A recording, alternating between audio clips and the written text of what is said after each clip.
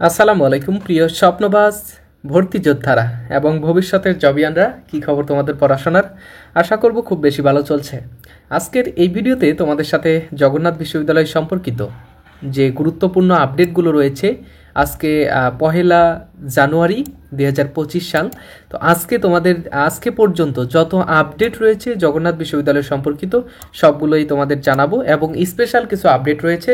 তোমরা যারা জগন্নাথ বিশ্ববিদ্যালয়ে ভর্তি আবেদন করেছো, কিন্তু তোমরা অনেকেই ছবি জমা দিতে পারোনি অথবা টাকা জমা দিতে পারোনি, এবং তোমাদের সাবজেক্ট চয়েস দিতে পারো নাই, এবং তোমরা যারা কোটা যুক্ত করতে পারো নাই, সব কিছু নিয়ে কিন্তু তোমাদের সাথে আজকে আলোচনা করব, এবং তোমরা তোমাদের অ্যাডমিট কার্ড কবে ডাউনলোড করবে সব কিছু নিয়ে আলোচনা করব। দেখো, প্রথমেই যে বিষয়টা তোমাদেরকে একটু জানাবো সেটা হচ্ছে তোমরা যারা জগন্নাথ বিশ্ববিদ্যালয়ে আবেদন করেছো কিন্তু তোমরা টাকা জমা দিতে পারো নাই, বা টাকা জমা দিয়েছো, টাকা কেটে নিয়েছে, কিন্তু তোমাদের ড্যাশবোর্ডে তোমাদের প্রোফাইলে লগ ইন করার পরে তোমাদের যদি সেখানে টাকা পেমেন্ট জনিত কোনো সমস্যা থেকে থাকে, তাহলে এই নোটিশটা তোমার জন্য। তোমরা একটু দেখো, জগন্নাথ বিশ্ববিদ্যালয় এর 24-25 শিক্ষাবর্ষে প্রথম বর্ষ ভর্তি পরীক্ষার জন্য প্রাথমিকভাবে নির্বাচিত শিক্ষার্থীদের মধ্যে যারা নির্ধারিত সময়ের বা এই যে 30 ডিসেম্বরের মধ্যে তোমাদের টাকা জমা দেওয়ার কথা, 30 ডিসেম্বরের মধ্যে যারা চূড়ান্ত আবেদন ফি জমা দিতে পারেননি, তারা আগামী 2 তারিখ এই তারিখের মধ্যে জগন্নাথ বিশ্ববিদ্যালয়ের কোথায় রেজিস্ট্রার বরাবর সশরীরে কী হতে হবে, সশরীরে আবেদনের মাধ্যমে তোমার চূড়ান্ত আবেদনের ফি জমা দিতে পারবে।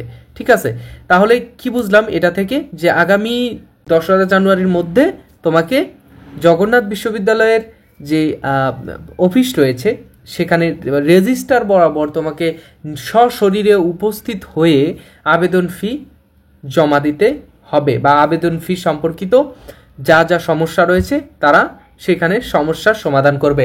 এবং তোমার যদি ছবি আপলোডজনিত কোনো সমস্যা থেকে থাকে, তাহলে তোমরা সেইগুলোর সমাধানও কিন্তু সেই অফিস থেকে তোমরা পেতে পারো।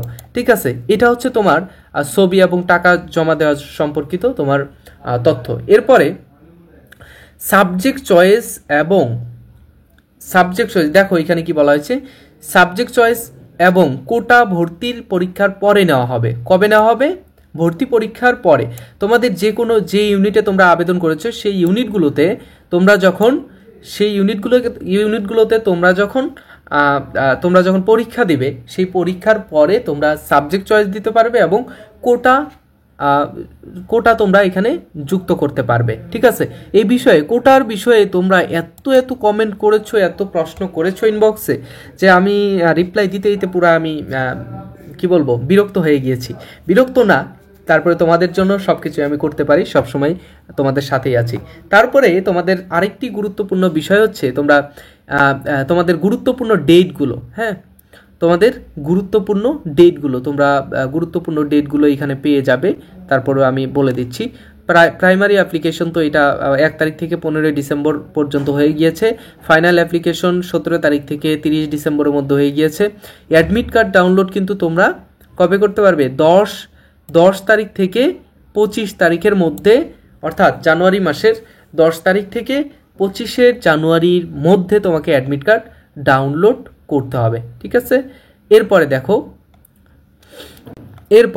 ভর্তি পরীক্ষা কবে অনুষ্ঠিত